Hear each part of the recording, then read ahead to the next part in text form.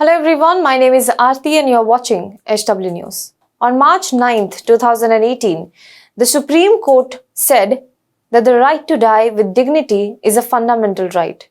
In early 2021, the second wave of Covid-19 pandemic hit us and we saw this very right of people being trampled upon. The COVID deaths and what happened to COVID dead is the horrifying tale India witnessed. From mass cremation to waiting lines for cremation or burial to floating bodies in river, there was no dignified treatment to those departed souls. In fact, bodies of suspected COVID-19 patients were found floating in Ganga river near Bihar village, the images of which shocked the entire country. The Bihar administration blamed it on Uttar Pradesh and said the bodies were coming with the river water to Bihar. Now, back in 2014, when Modi government stormed to power, it announced an ambitious mission of Namami Gange to clean India's holiest river. The floating dead bodies in the river led the opposition to question the claims of Clean Ganga.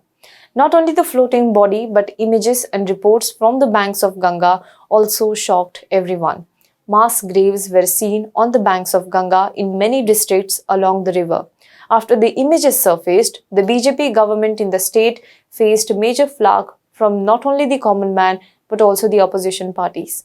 Almost 6 months after these horrific images first surfaced from the state, Rajiv Ranjan Mishra, the Director General of National Mission for Clean Ganga and head of Namami Gange project, himself has reportedly admitted that during the second wave of the pandemic, the river became dumping ground for the dead.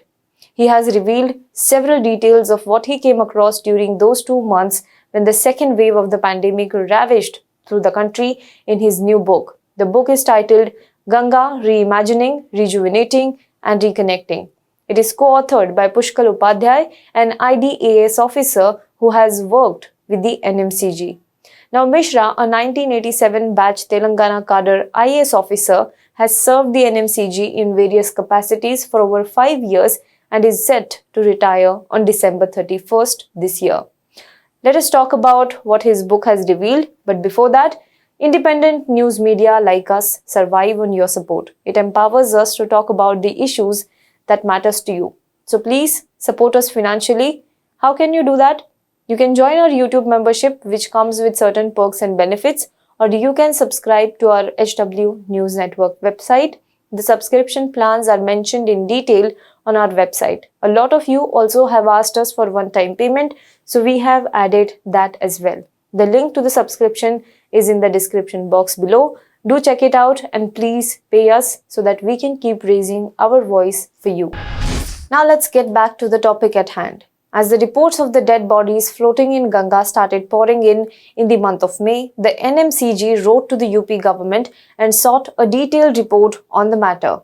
It sought report on the number of unidentified dead bodies, unclaimed corpses, fished out or recovered from river or riverbed or bank of the river Ganga and its tributaries and disposed or cremated as per the standard operating procedure and guidelines. Rajiv Ranjan Mishra himself wrote to chief secretaries of 5 states including Uttarakhand, Uttar Pradesh, Bihar, Jharkhand and West Bengal on May 12th this year, asking them to issue specific directions to the concerned district administrations, local bodies and police authorities. Now, one section in the book titled Floating Corpses, a River Defiled, provides a chilling account of the pandemic's impact on the river Ganga and states that 5 years of intense work to save the river appear to be coming undone in days. The book reads, and I quote, "As the number of bodies swelled and multiplied because of the COVID-19 pandemic, overwhelming district administrations and stretching the functional limits of crematoria and burning ghats of UP and Bihar, the Ganga became an easy dumping ground for the dead." According to an Indian Express report, certain portions of the book make it very clear that they were authored by Mishra himself. For example, the book states that Mishra was recuperating from severe COVID-19 attack in the Gurugram-based Medanta Hospital, a super specialty hospital, when he heard about the unclaimed, half-burnt and swollen corpses floating in the Holy Ganga in early May. It states, and I quote, Television channels, magazines, newspapers, and social media sites were awash with macabre images and stories of bodies being dumped unceremoniously into the river. It was a traumatic and heartbreaking experience for me. He goes on to say that as the Director General of the NMCG, his job was to be the custodian of the river Ganga, of the water health of Ganga, to rejuvenate its flow and ensure its return to its pristine purity, and to ensure the same for its tributaries after years of neglect. The book also goes on to highlight poor COVID management in all the riparian states along the Ganga. It says, and I quote, "Poor management of funeral services, miscreants taking advantage of the situation to dump bodies into the river instead of cremating them, and adverse publicity from the media only added to their discomfort and helplessness." The book also says that since the NMCG has no direct power or authority to punish the miscreants or to initiate action against those disposing of the dead in the river or burying them on the river banks, it added to their woes. Discussing the tradition of burying the dead on the banks of river among some communities in UP, the book also reads that floating corpses or the dead being buried on the banks are not an unusual spectacle for those living in close quarters near the river. However, the swelling numbers and the macabre images accentuated the enormity of the crisis. However, it also cites data provided by the districts to state that no more than 300 bodies were dumped in the river and not the 1,000 plus as was reported by some section of media. The book, however, says that the problem was confined only to Uttar Pradesh between Kannauj and Balia, and the bodies found in Bihar were also those floating from UP. He also mentions what he thinks as the reasons behind the dead being dumped in Ganga.